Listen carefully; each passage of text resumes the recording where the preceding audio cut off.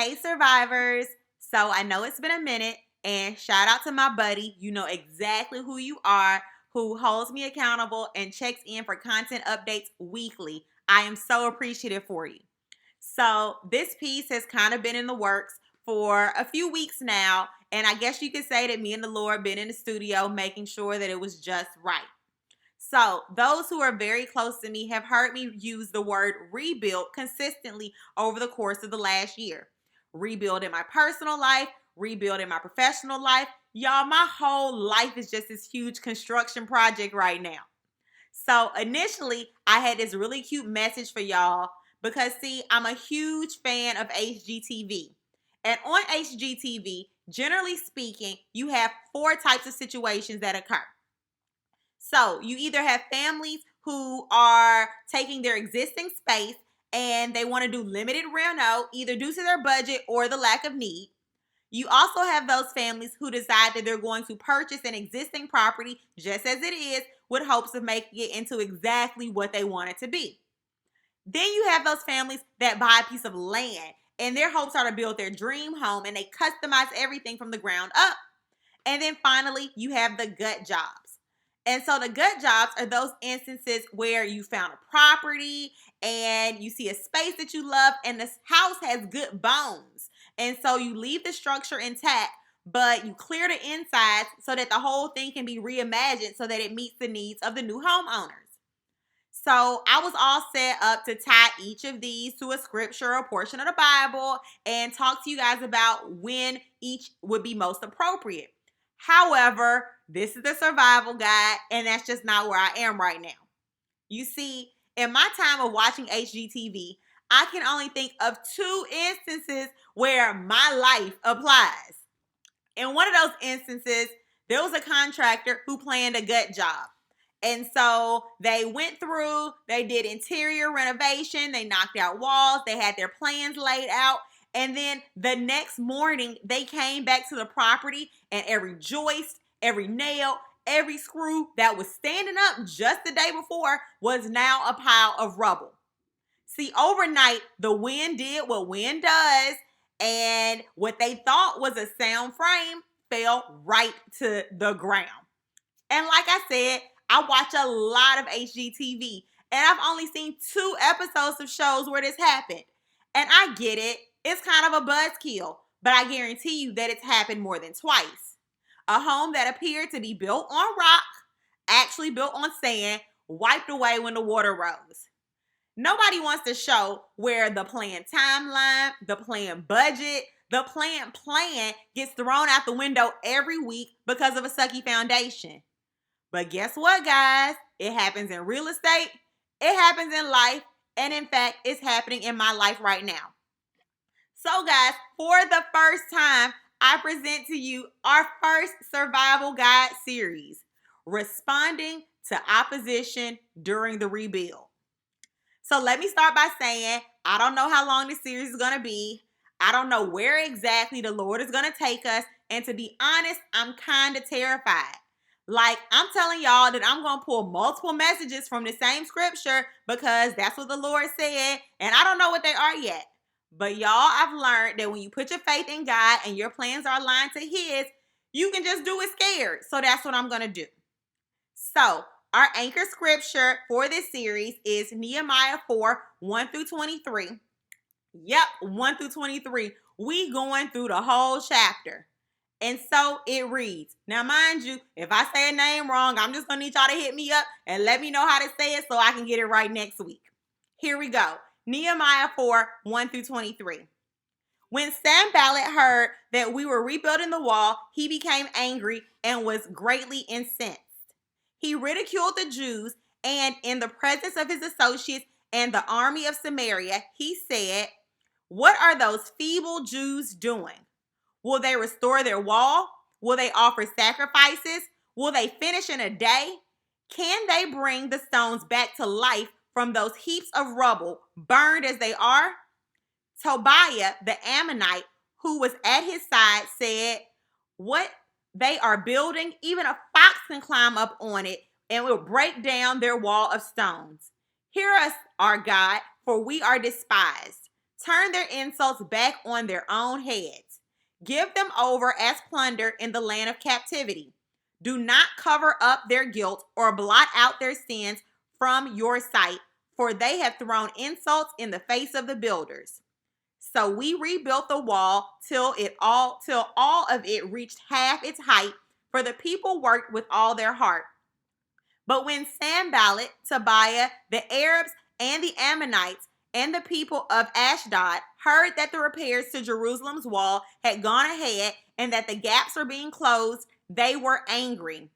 They all plotted together to come and fight against Jerusalem and stir up trouble against it. But we prayed to our God and posted a guard day and night to meet this threat. Meanwhile, the people in Judah said, "The strength of the laborers is giving out, and there is so much rubble that we cannot rebuild the wall." Also, our enemies said, "Before they know it or see us, we will be right there among them and will kill them and put an end to the work." Then the Jews who lived near them came and told us 10 times over, "Wherever you turn, they will attack us." Therefore, I stationed some of the people behind the lowest points of the wall at the exposed places, posting them by families with their swords, spears, and bows. After I looked things over, I stood up and said to the nobles, the officials, and the rest of the people, "Don't be afraid of them. Remember the Lord, who is great and awesome, and fight for your families, your sons, and your daughters, your wives, and your homes." When our enemies heard that we were aware of their plot and that God had frustrated it, we all returned to the wall, each to our own work. From that day on, half of my men did the work, while the other half were equipped with spears, shields, bows, and armor. The officers posted themselves behind all the people of Judah who were building the wall. Those who carried materials did their work with one hand and held a weapon in the other, and each of the builders wore his sword at his side as he worked. But the man who sounded the trumpet stayed with me. Then I said to the nobles, the officials, and the rest of the people, "The work is extensive and spread out, and we are widely separated from each other along the wall. Wherever you hear the sound of the trumpet, join us there. Our God will fight for us." So we continued the work with half the men holding spears from the first light of the dawn till the stars came out. At that time, I also said to the people, "Have every man and his helper stay inside Jerusalem at night so that they can serve as guards by night and as workers by day. Neither I nor my brothers, nor my men, nor the guards with me took off our clothes. Each had his weapon, even when he went for water." And again, that's Nehemiah 4, 1 through 23. That's the whole chapter 4 of Nehemiah. So here's a little backstory.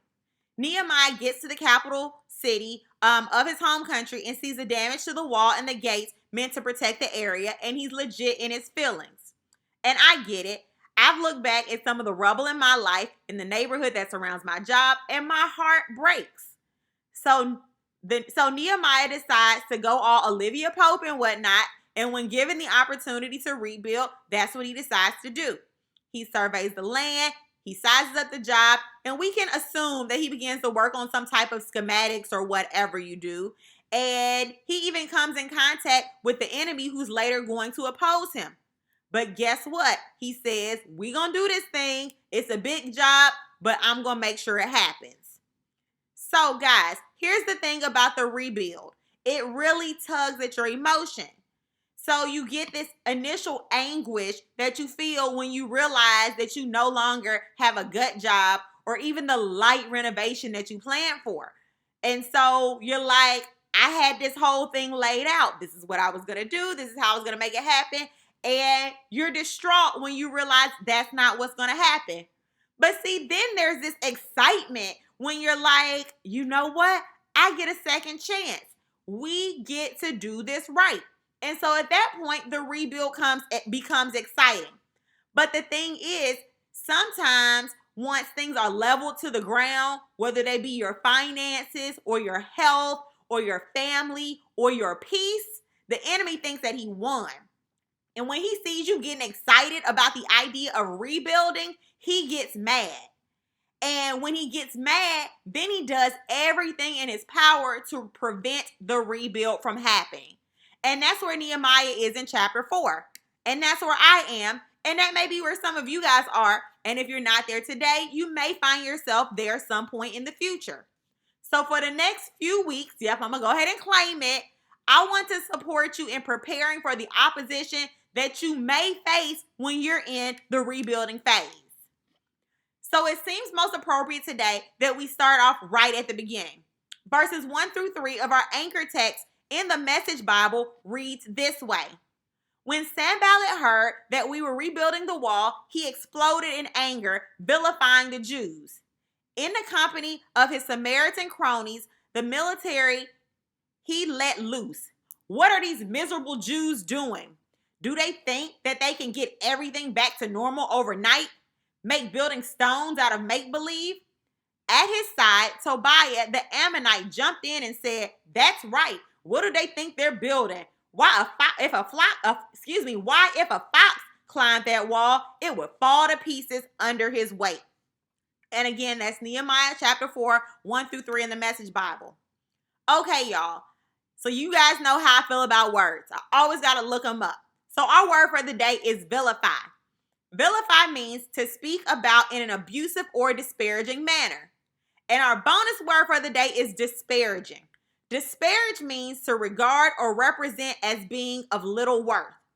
When you rebuild, before you begin rebuilding, when the enemy sees that you're cleaning up the rubble and getting prepared to lay the foundation, he is going to start by attacking your confidence. And half the time, he's not even going to come at you when he's attacking. He's going to go talk to everybody else. You guys know how people get. People always have something to say. And I would love to say that it's just going to be your enemies. But unfortunately, when we're talking about the rebuild, the people who are attacking your character, your confidence, they can be your friends, your family members, your church members, the people on your team. And to be completely honest, sometimes it's you attacking yourself on the inside. But today's message is simple, but its application is slightly more complex. If you are on assignment, sent by the Lord, in spite of what others say, do it anyway. Much easier said than done, right? But here's the application. As we go through this message, we're going to begin grabbing our armor, because let me tell y'all, the closer that you get to completion of the rebuild, the angrier the devil's going to get. So you're going to need that full suit as you're going in. But in the beginning, while we're still clearing the land, while we're still making preparations, while people are talking junk, trying to deter us from getting this work done, you got to make sure that you put on that belt of truth. And when you put it on, you have to buckle it tight. And every time a lie from the pits of hell about you and what you can't do and what you won't do is spoken over your life, even if it's spoken in your own mind, you have to be ready with God's truth. The whole team is leaving. This place is going to be a hot mess. Nope. John 15:2 says that he cuts off every branch that bears no fruit and prunes those that do so that they can be more fruitful.